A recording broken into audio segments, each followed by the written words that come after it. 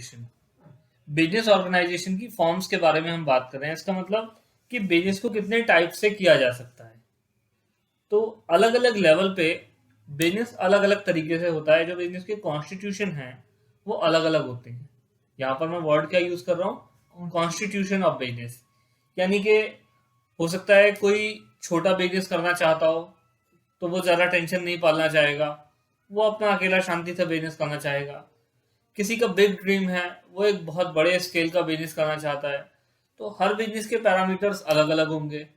किसी की टेंशन ज्यादा है, किसी की टेंशन कम है, किसी का रेवेन्यू ज्यादा है। कोई 2 लाख रुपए की सेल में खुश होगा और कोई 200 करोड़ की सेल में भी खुश नहीं है, क्योंकि उसको और ज्यादा चाहिए। तो जैसा स्केल ऑफ बिजनेस होगा उसी हिसाब से हम बिजनेस के कॉन्स्टिट्यूशन को भी डिसाइड करते हैं। तो बिजनेस के कॉन्स्टिट्यूशन में जो सबसे स्मॉल है, सबसे पहला है, दैट इज सोल प्रोप्राइटरशिप। इसको हिंदी में हम बोलते हैं एकल व्यापार। सोल प्रोप्राइटरशिप का मतलब क्या होता है कि यहाँ पर एक अकेला मालिक होता है, सिंगल ओनर होता है। सारे रिस्क किसके, ओनर के। सारे रिवार्ड किसके, ओनर के। उसकी लाइबिलिटी कैसी होती है, अनलिमिटेड होती है। यानी बिजनेस के जितने भी ड्यूज होते हैं उसके लिए वही रिस्पॉन्सिबल होता है। अगर बिजनेस फेल हो जाए तो उसके सारे ड्यूज की जिम्मेदारी उसकी है, चाहे उसे अपनी पर्सनल एसेट्स ही क्यों ना बेचनी पड़े, वो अब खुद ही देगा। तो ये सबसे पहला हमारा छोटा है, सोल प्रोप्राइटरशिप। ठीक है, single owner, unlimited liability, all risk and reward, ये इसके कुछ बेसिक फीचर्स हैं। अब फीचर्स क्या है इसके, फॉर्मेशन एंड क्लोजर। उसके बाद लाइबिलिटीज की मैंने बताया, सोल प्रोप्राइटर की अनलिमिटेड होती है। पहली लाइन है, sole proprietor have unlimited liability. ठीक है, there is no separate law that govern sole proprietorship. कोई सेपरेट गवर्न नहीं होता, ये अपने नाम से ही बिजनेस कर सकता है, या अगर कोई और बिजनेस का ट्रेड नेम रखता भी है तो ये उसके अपने पैन कार्ड पे रजिस्ट्रेशन हो जाता है इसका। इसके लिए कोई सेपरेट लॉ नहीं है। लाइबिलिटीज की अनलिमिटेड है। Sole risk bearer and profit recipient, सारा प्रॉफिट इसका, सारा रिस्क इसका। कंट्रोल किसके हाथ में होगा इसके बिजनेस का, ये खुद ही मालिक है, तो सारे का सारा कंट्रोल इसी के हाथ में होगा। और no separate entity, separate entity का कॉन्सेप्ट यहाँ पर लागू नहीं होता। क्यों, क्योंकि यही मालिक है अपने बिजनेस का। जैसे हम लोग जनरली बात करते हैं सेपरेट एंटिटी कॉन्सेप्ट के अंदर कि बिजनेस खुद का मालिक होता है, लेकिन यहाँ पर क्योंकि यही रन कर रहा है, यही गवर्न कर रहा है, यही सिंगल ओनर है, तो यहाँ पर सेपरेट एंटिटी नहीं होती।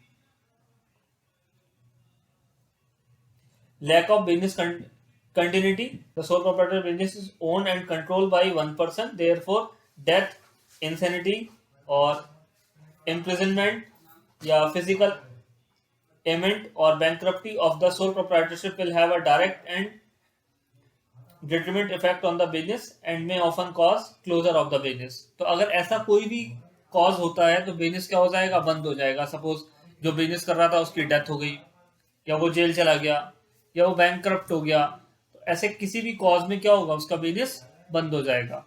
उसके बाद क्विक डिसीजन मेकिंग, जो ओनर होता है उसी को डिसीजन लेने होते हैं, तो डिसीजन मेकिंग यहाँ पर क्विक होती है।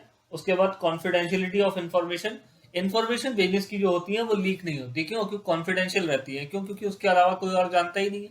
अगर मेरा ही बिजनेस है, मैं रन कर रहा हूँ, तो यहाँ के सारे रिस्क क्या है, यहाँ के रिवॉर्ड क्या है, यहाँ के सीक्रेट क्या है, सब मुझे ही मालूम है।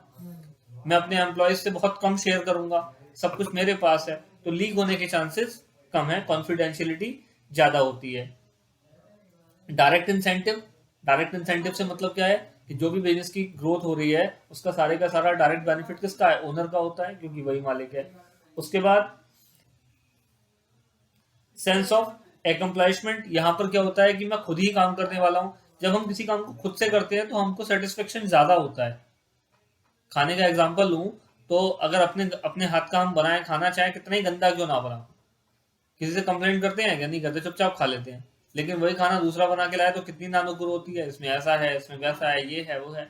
सिमिलरली यहाँ पर क्या होता है कि क्योंकि हम लोग खुद ही करता धरता है, तो हमको एक जो है सेटिस्फेक्शन ये रहता है कि हाँ ठीक है, फाइन है, और मेहनत करेंगे और बढ़ेंगे, लेकिन किसी से शिकायत नहीं है। लेकिन यही हम अगर किसी को रख लें, कोई मैनेजर हमारे पास हो या कोई और बंदा होगा, तो हमें उससे बहुत सारी शिकायतें रहती हैं। तो सेंस ऑफ एकम्प्लिशमेंट उसके बाद ease of information and closure, इस तरह के बिजनेस को बंद करना भी बहुत आसान होता है क्योंकि यहाँ पर ज्यादा लॉ के कॉम्प्लायंसेस नहीं होते हैं। अब इसकी लिमिटेशन क्या है, इसके नुकसान क्या है? तो लिमिटेड रिसोर्सेज होते हैं।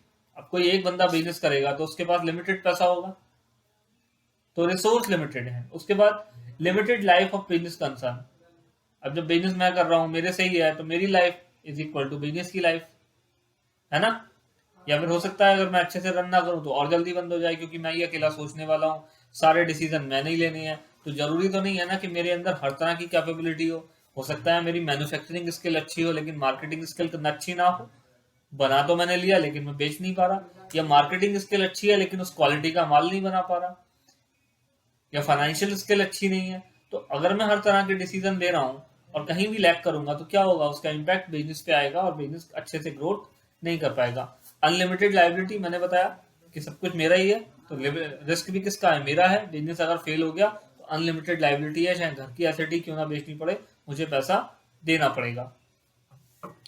उसके बाद लिमिटेड मैनेजरियल एबिलिटी, जैसे मैंने ऊपर बताया कि हर तरफ तो मैं बेटर नहीं हो सकता ना, तो मैनेजरियल एबिलिटी हमको अच्छी नहीं मिल पाती क्योंकि सारे डिसीजन मेकिंग वन पर्सन के हैंड में रहती है और वन पर्सन कभी भी हर एरिया का भी परफेक्शन नहीं ला सकता कि उसकी एचआर स्किल भी अच्छी हो, उसकी फाइनेंशियल स्किल भी अच्छी हो, उसकी मार्केटिंग स्किल भी अच्छी हो, उसकी प्रोडक्शन स्किल भी अच्छी हो। तो मैनेजरियल एबिलिटी हमको अच्छी नहीं मिल पाती। ठीक है, यहां हमारा हो गया पहला one of the important topic, partnership. Partnership क्या होती है? अभी हम लोगों ने सोल प्रोप्राइटरशिप की बात की, एक लोग थे, बात कर रहे हैं। अब हम बात कर रहे हैं कि अगर हमको थोड़ा सा बड़े लेवल पे आना है तो हम लोगों को एक टीम वर्क में काम करना होगा। थोड़ा मैं करूं, थोड़ा तुम करो, थोड़ा कोई और करे, सब लोग मिलके काम करें, सब लोग मिलके पैसा लगाते हैं, सब लोग मिलके शेयरिंग से काम करेंगे, सब अपना अपना बेस्ट देंगे तो मे बी बिजनेस बेस्ट हो। तो उसके लिए हम जो स्टेटस क्लेम करते हैं दैट इज पार्टनरशिप। पार्टनरशिप में का रजिस्ट्रेशन की अगर मैं बात करूं तो इंडिया में दो चीजें हैं। एक पार्टनरशिप एक्ट है, इंडियन पार्टनरशिप एक्ट 1932, जो पार्टनरशिप को गवर्न करता है, और दूसरा आपकी मर्जी है, आप पार्टनरशिप में रजिस्ट्रेशन कराना चाहते हो तो कराओ, नहीं कराना चाहते हो तो मत कराओ। आप बिना रजिस्ट्रेशन के, बिना रूल के भी चल सकते हो। रजिस्ट्रेशन कराओगे तो अच्छी बात है, नहीं कराओगे तो भी कोई दिक्कत की बात नहीं है। क्या फायदे हैं, क्या नुकसान है, मैं समय के साथ बताऊंगा। लेकिन उससे पहले समझते हैं कि पार्टनरशिप है क्या। तो बेटा पार्टनरशिप क्या होती है? पार्टनरशिप में टू और मोर पर्सन कम टुगेदर, दो या दो से ज्यादा लोग एक साथ आते हैं बिजनेस करने के लिए, to do some legal business activity. अब वो कोई काम करते हैं लेकिन शर्त यह है कि वो काम लीगल होना चाहिए। क्यों करते हैं वो काम? For the sharing of profit. उनका जो पर्पस होता है वो क्या होता है? प्रॉफिट मेकिंग होता है। तीन बातें मैं बता चुका हूं। सबसे पहले दो या दो से ज्यादा लोग होने चाहिए तभी पार्टनरशिप बनेगी। उसके बाद कोई लीगल बिजनेस एक्टिविटी होनी चाहिए। तीसरी बात किस पर्पस से होनी चाहिए? प्रॉफिट मेकिंग के पर्पस से होनी चाहिए। अब मैं तीनों को बताता हूं कि कैसे हम लोग इसमें फंस सकते हैं। सबसे पहले दो या दो से ज्यादा लोग होंगे तभी पार्टनरशिप होगी। अब हो सकता है कि दो दोस्त बोले ऐसा करते हैं, मैं कारें चुरा चुरा के लाऊंगा तू बेचियो, या मोटरसाइकिलें मैं चुरा के लाऊंगा तू बेचियो। अब प्रॉफिट होगा? होगा। एक दोस्त बोल रहा है मैं मोटरसाइकिल चुरा के लाऊंगा तू बेचना, जो कमाई होगी वो आधी आधी बांटेंगे। अब दो या दो से ज्यादा लोग हो गए, हाँ है, काम कर रहे हैं, कर रहे हैं, कमाई होगी, होगी, लेकिन बिजनेस क्या नहीं है? लीगल नहीं है, इसलिए हम इसको पार्टनरशिप नहीं बोल सकते।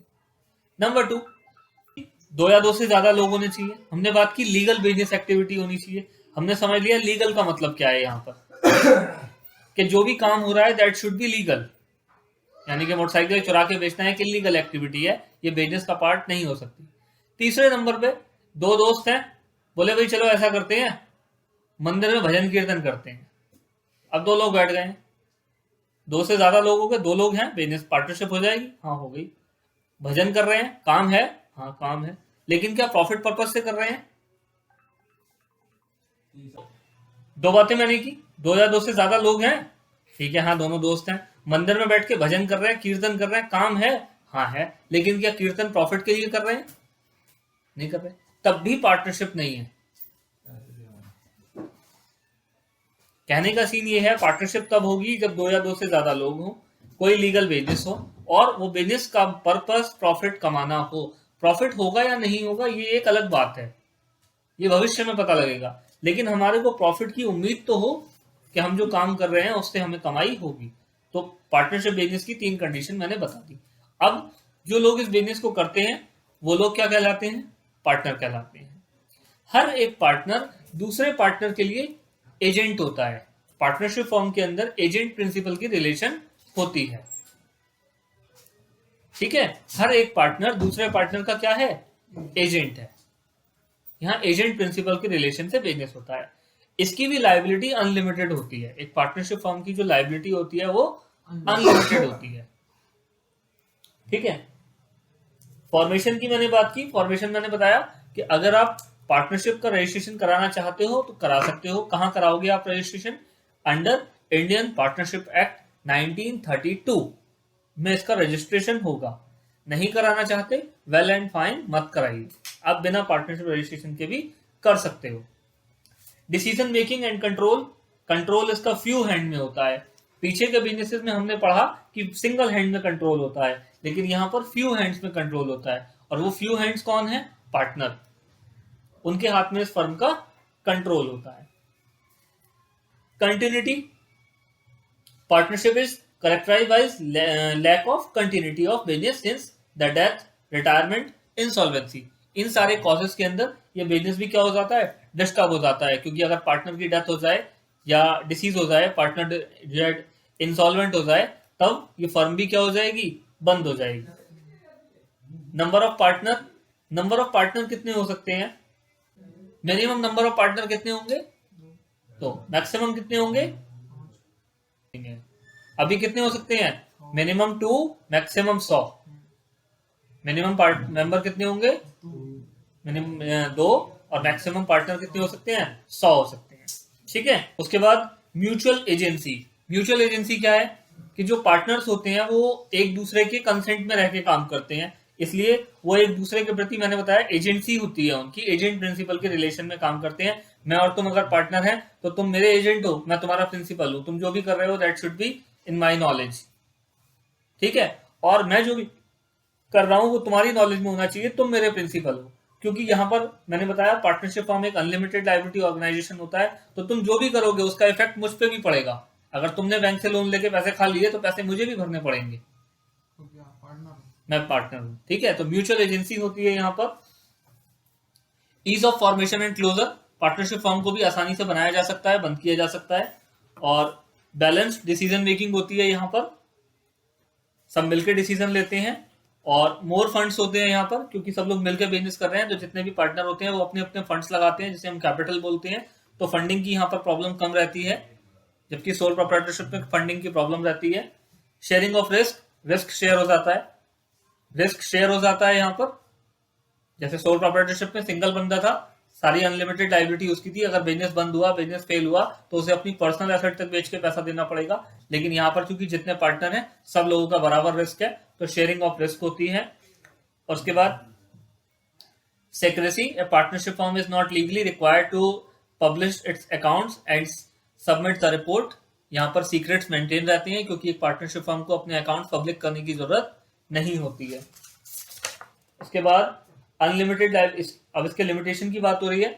अनलिमिटेड लायबिलिटी, वैसे तो लायबिलिटी लिमिटेड है पार्टनर्स के एंड में, लेकिन अनलिमिटेड है। लेकिन अगर फर्म लॉस में जाती है तो सारे पार्टनर मिलकर पैसा भरेंगे, और अगर फर्म के पास पैसे नहीं हुए तो अपने अपने घर से लाएंगे। तो यहाँ पर अनलिमिटेड लायबिलिटी इस तरह से है। लिमिटेड रिसोर्सेज की बात हो रही है, जितने पार्टनर्स के पास पैसा होगा उतना ही तो पैसा लगेगा फर्म के अंदर, तो लिमिटेड रिसोर्स की बात हो रही है। पॉसिबिलिटी ऑफ कॉन्फ्लिक्ट्स, पार्टनर्स आपस में एक दूसरे के साथ फ्रॉड कर सकते हैं। Lack of continuity, business continue नहीं रहते क्योंकि लोग अच्छे से रन नहीं कर पाते, एक दूसरे को कॉन्फिडेंस में नहीं ले पाते।